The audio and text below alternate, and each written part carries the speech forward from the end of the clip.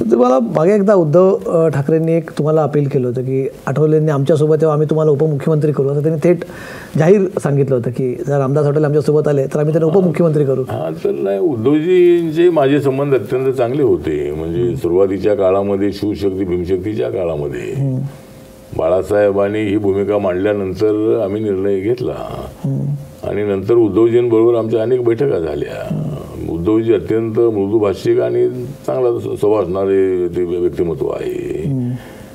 आणि पण आता त्यावेळेस ज्या वेळेला 2014 लोकसभेमध्ये आम्ही एकत्र होतो, नंतर विधानसभेमध्ये शिवसेना आणि BJP वेगळी झाली आणि उद्धवजींबरोबर माझी मिटिंग झाली. त्यावेळेला उद्धवजींनी मला ऑफर केली होती की तुम्हाला डेप्युटी CM करायला तयार आहे. एवढंच नव्हे तर तुम्हाला त्यांचे मंत्री होते आनंद गीते मंत्री होते, त्यांच्याकडे जे अवजड उद्योग खातं जे होतं तर ते तुम्हाला द्यायला तयार आहे, पण तुम्ही आमच्यासोबत या. पण त्यावेळेला माझी अडचण अशी होती की मी BJPच्या कोट्यातून राज्यसभेवर मेंबर होतो आणि ज्या वेळेला अनिल देसाई यांना राज्यसभा दिली सुरुवातीला, तर त्यावेळेला आमचं एक शिष्टमंडळ जाऊन त्यांना भेटलो होतो उद्धवजींना. आणि आठवलेंना शरद पवार राज्यसभा देत होते ते शिर्डीला हल्ल्यानंतर, परंतु त्यांनी काय ते राज्यसभा स्वीकारली नाही.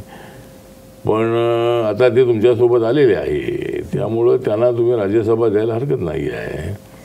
आणि शिवशक्ती भीमशक्तीची चर्चा वर्षभर मोठ्या प्रमाणामध्ये सगळ्या देशभरामध्ये झाली, महाराष्ट्रामध्ये झाली.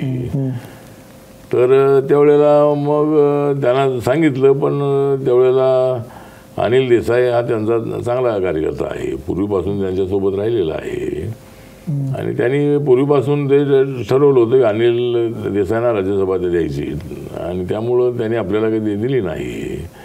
त्यामुळे मी त्यांना माझी अडचण सांगितली की जर तुम्ही राज्यसभा मला दिली असती तर मी तुमच्यासोबत आलो असतो आणि मी तुमच्यासोबत येऊन लगेच काय सरकार येणार नाही आहे, त्यामुळे सरकार येणार नाही तर मी उपमुख्यमंत्री कसला होतो.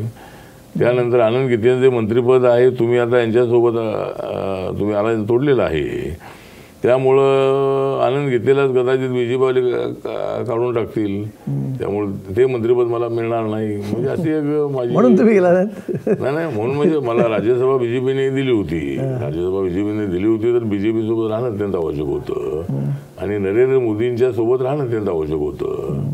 त्यामुळं मी त्यांच्यासोबत गेलो नाही. लोकशाही मराठी ऐका, पहा, जागरूक रहा.